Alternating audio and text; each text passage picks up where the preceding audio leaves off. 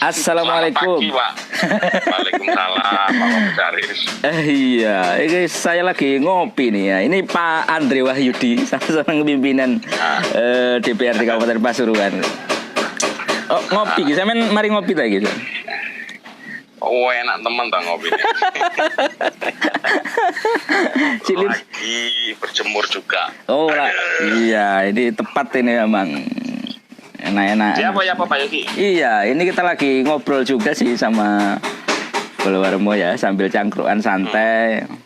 Terutama ini kan kemarin ini memang beberapa kali sih kita masih mendengar kejadian-kejadian atau peristiwa-peristiwa di tengah pandemi.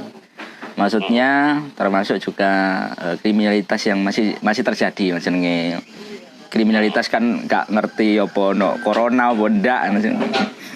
Ya. Saya paling tidak bagaimana pemerintah berupaya juga untuk menekan angka ini. Kan rata-rata kan masalah kerja, masalah perut, masalah apa ya yang karena kondisi yang seperti ini juga mempengaruhi juga tingkat indeks atau kejadian-kejadian yang di tengah masyarakat. Bagaimana Pak Andre melihat ini, Pak Andre?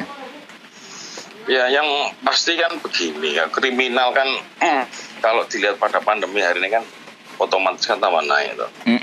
Skema hari ini kan sementara kan hanya kuatnya di bansos saja. Ya, benar. Bansos itu kan temporari kan, sementara. Harapan kita dari DPRD sih, dari Pemkab sendiri banyak stimulus ya. Stimulus dalam artian dalam rangka new normal. Mungkin dalam UMKM di-trigger, didorong.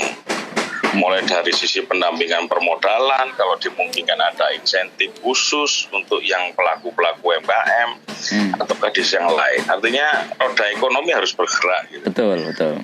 Harus bergerak, harus ada stimulus. Kalau hanya sebatas bansos ya istilahnya belanja habis pakai lah. Setelah dipakai sudah lewat. Tapi hari ini kalau ngomong new normal, ya dari semua lini utamanya trigger ekonomi ya, jadi penanggulangan dampak. Istilahnya itu begitu, jadi tidak hanya bansos, ini yang paling penting. Soalnya saya lihat banyak kriminal ini usianya anak-anak remaja loh. Iya, malah justru bukan usia 25 ke atas. Jangan sampai ngomongnya gini alasannya. Kenapa nih? Gaya internetan, Pak, gaya tuku pulsa. Nah, ini termasuk juga yang seperti pernah disampaikan oleh Pak Andre juga. Hari ini anak-anak sekolah kan juga nggak oleh uang jajan kan, tapi dituntut juga untuk mereka tuku paketan dan sebagainya. Kemarin Pak Andri sempat punya ide kayaknya itu ya. Gimana Pak Andri melihat fenomena ini juga? Ya kan anak sekolah kemarin kan sebenarnya kan lewat pos kan bisa. Menteri Pendidikan kan sudah juga. Ya kita dorong lagi lah dari Pemkabnya untuk biaya internetnya tadi itu. Nggak apa-apa itu sebenarnya. Kan setelah saya ngomong ternyata didengar Pak Nadiem ternyata. Langsung besoknya kalau nggak salah langsung disampaikan kayak gitu. Iya memang. Ya harapannya Warmo juga ikut membantu mendorong lah. Siap. Selain menyampaikan berita kepada masyarakat, kepada Warmo, juga ikut mendorong bersama-sama dengan kami di DPRD ini mendorong pemerintah daerah dalam rangka sekali lagi new normal ini kan semua lini ya. Kalau saya lihat yang paling penting, yang paling urgent ya urusan perut hari ini, urusan ekonominya. Urusan ekonominya paling penting, harus banyak trigger kalau memang dimungkinkan ya dari masing-masing OPD lah mitra. Disperindak mitranya apa aja, pertanian mitranya apa aja, perikanan apa aja mitranya. Ini yang mungkin skema-skema ini yang harus didorong. Ini mungkin saya pribadi beberapa hari ini mungkin mau kerjasama lah sama salah satu transportasi online tapi yang makanan. Oh ya, yang ini sudah mulai saya sampaikan ya, memang hari ini yang paling kuat di pandemi COVID ini. Yang delivery order kayak model-model pesan gitu Pak. Kalau kita nggak mau, kita kan masih offline-nya kan orang masih ragu kan ya. Walaupun protokol kesehatan tetap jalan, tapi kan mereka kan masih ragu kesehatannya dan segala macam. Jadi lebih cenderung kalau saya lihat masih di atas 60% itu masih ke online. Makanya beberapa UMKM kuliner juga saya gandeng dengan beberapa vlogger makanan minuman dan saya komen dengan salah satu transportasi online. Ini masih ada 30 orang lah, mungkin nanti akan kita launching lah. Nanti kalau di atas 100 kita panggil lah yang perwakilan Malang nanti untuk siap. membantu para pelaku UMKM, pelaku kuliner agar mereka tetap bisa bertahan di tengah pandemi yang sudah menuju new normal ini. Ya, benar-benar. Pak, ya salah satunya itu yang Pak Andri ya, untuk agar roda perekonomian bergerak. Nah, ini yang kemarin kan kita sebenarnya pemerintah juga punya program prakerja. Kabupaten Pasuruan gimana Pak Andri? Ya, ini kan nyambung juga dengan kriminalitas, terutama rata-rata area-area nom-noman ini. Sejauh ini gimana ini Jadi segmennya kemarin yang gini, prakerja itu kan dari kabupaten kan hanya memfasilitasi. Setahu saya kemarin ada 1.000 berapa yang di ACC waktu rapat pansus tuh tidak sampai 500 kayaknya. Kayaknya loh ya datanya. Makanya itu perlu kita dorong lagi. Jadi makanya tergantung keberanian untuk ngatur skema sih ya, ngatur skema. Kalau memang skema kita di BTT-nya kecil kan mending untuk stimulus hari ini untuk menyuntik pergerakan ekonomi di semua lini. Kalau memang karena kan angka yang direfokusing kan tinggi gitu. Jadi kalau memang BTT-nya itu rendah, ya mending untuk stimulus saja. Kalau pandangan saya begitu, karena di kementerian kan masih buka kerannya kan. Pak Juliari kemarin Kemensos kan ngomong, silakan di TKSK kan silakan mau nambah kuota lagi, enggak apa-apa kan begitu. Jadi kalau memang dicanolkan ke kementerian bagi warga yang tidak mampu untuk yang temporarinya untuk beresi bansosnya yang 200 ribuan itu, enggak apa-apa dicanolkan ke kementerian. Nanti skema kita berarti yang besar yang akan digeser tadi untuk stimulus penguatan di ekonomi, pergerakan ekonomi new normal. Kalau pandangan saya begitu. Ya. Ya kalau memang saya mungkin masih makro sih skemanya kayak apa kan, yang penting dari semua elemen kan dapat gitu loh.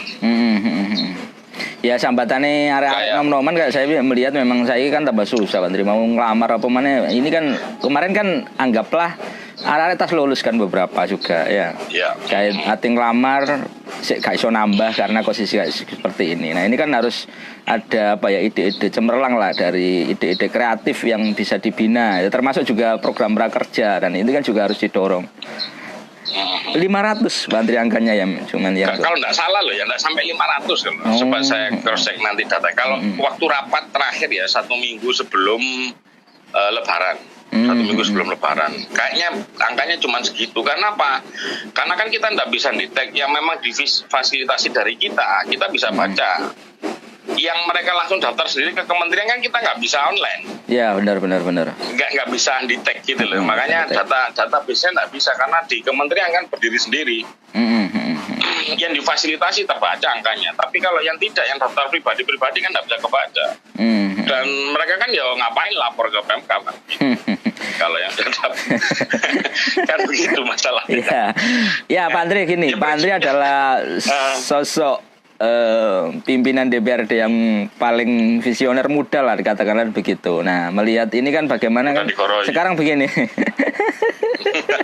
Wah celentuan Riko. Nah ini kan begini ya. Artinya begini. Enggak, maksud saya segmentasi saya lebih fokus kepada anak-anak muda karena terus terang hari ini dengan industri dengan kondisi pandemi mereka adalah milenial yang sebenarnya 4.0-nya sudah harus masuk. Cuman saya melihatnya wadah mereka ini belum terbentuk banget. Nah, Pak Andri kemarin bagaimana menjaring influence, bagaimana kemudian anak-anak kreatif ini masuk. Nah, dorongan apa yang bisa diberikan? Misalnya, ternyata Kabupaten Pasuruan ini luar biasa, Pak Andri. Banyak teman-teman anak-anak muda yang luar biasa. Malah iso jebol website yang kemarin ya bikin robot juga bisa ini yang kemarin di Suwayuwo kami sempat dialog. Gimana ini harus diwadai seperti apa Pak Andri untuk ini? Kalau gerakannya mau makro, ya maksimalkan peran di desa. Gerakannya kalau mau makro loh ya. Kalau kita mau bermain per elemen agak susah. Agak susah. Jadi kalau apa yang ada di desa, Karang Taruna. Oh ya, benar. Kan pasti ada. Nah ini yang nanti di-trigger. Kalau kita ngomong elemen musik, mungkin tidak semua anak muda ataukah tidak semua daerah punya.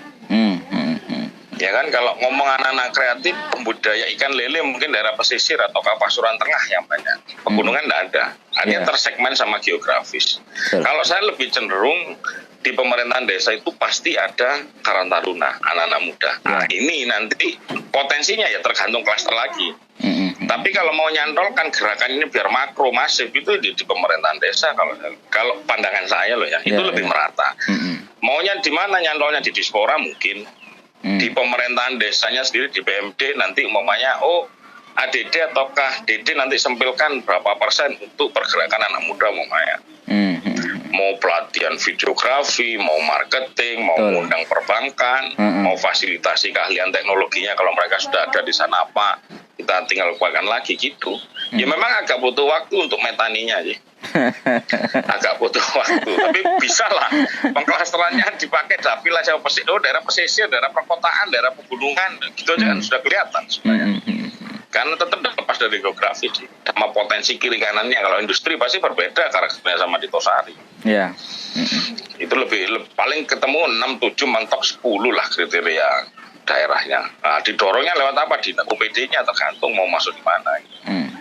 Soalnya ini penting, Bos. Penting, iya, sangat saya. penting sekali. Kalau ini dibiarkan 2 bulan gitu aja, lihat nanti pasti tinggi kriminal, pasti tinggi. Oh ya, betul. Dan yang sangat membuat kita miris kan anak-anak muda itu loh, yang sebenarnya angkatan kerja dan produktif sekali mereka. Nah, kalau arahnya ke sana kan juga mereka ingin menyalurkan itu tadi kan, bahasanya kayak gitu, hal-hal yang sifatnya akhirnya negatif karena sebenarnya mereka ruangnya sudah terbatas, kerja konvensional juga ketutup, senang pabrik dan sebagainya. Akhirnya mereka ya industri kreatif sebenarnya yang bisa menampung hal itu. Ya. Basically sampean ngomong soal desa ya, dan sebagai benteng pertama kalau mau dimakrokan kedetek dalam artian seperti itu. Alokasi anggaran yang diperuntukkan, nah sebagainya ini memang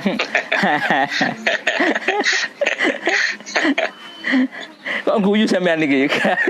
Ya soalnya beberapa daerah lain saya klik keluar loh, Pak. Kita gitu. surat resmi berapa kali aja nggak dikasih loh. Oh ngono ya.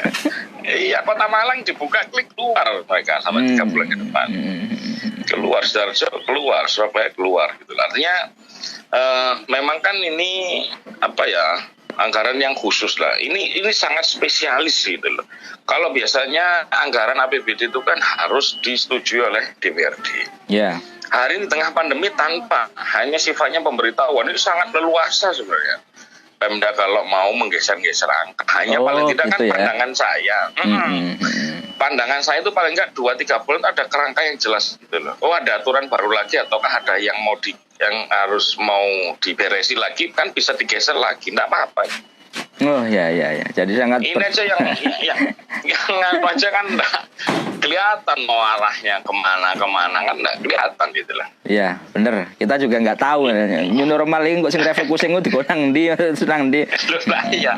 Kita DPRD yang sudah nyumbang banyak pun juga nggak tahu wong kita taruh di mana, kan kita juga nggak ngerti. Iya. Ojo sambat nang aku loh ya, gak iso. Oh, enggak. Itu juga enggak curhat. Enggak halu, Bos. Enggak halu. Siap, Pak Andre. Mohon maaf sudah ikut tergabung. Iki ditelepon aku iki ora nelpon iki akhirnya. Iya. Sukses. Siap, matur nuwun. Siap, Pak Andre. Matur nuwun.